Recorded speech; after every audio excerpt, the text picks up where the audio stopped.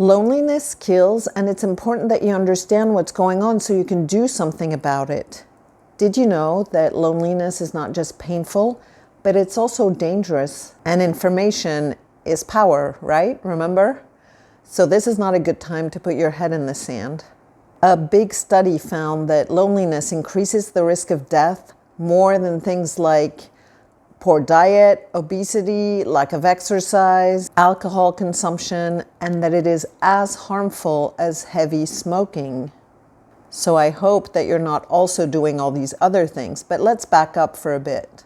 Loneliness is also really normal for caregivers, and it's not only for when you're alone, right? It happens, and probably even more so, for caregivers who are surrounded by people, but they're not able to connect with them. So the first thing I'd like you to identify for yourself is whether you're feeling lonely because you're socially isolated, or if you're feeling lonely because you're surrounded by people who you're having trouble connecting to because they can't really relate to what you're going through.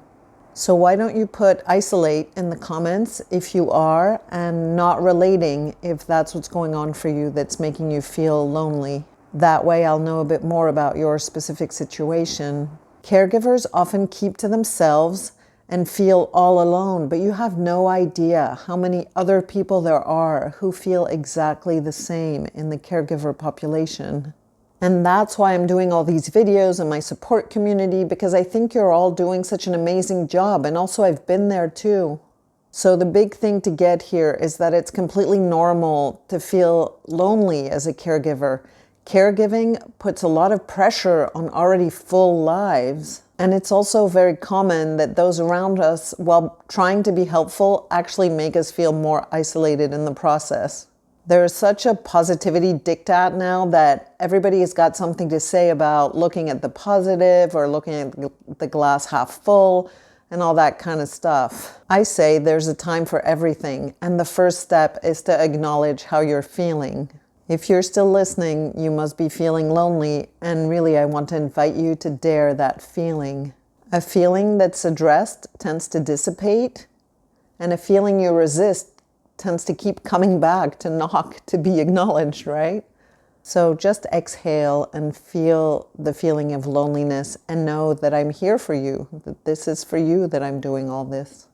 Now that we've acknowledged the feeling, let's get back to the danger.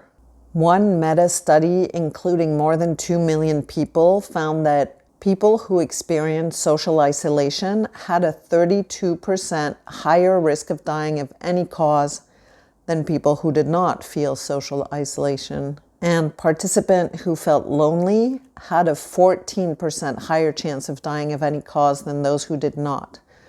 This is not about just caregivers, but it's just that there are more people in the caregiver population who feel both social isolation and loneliness. So that's why it's important to you.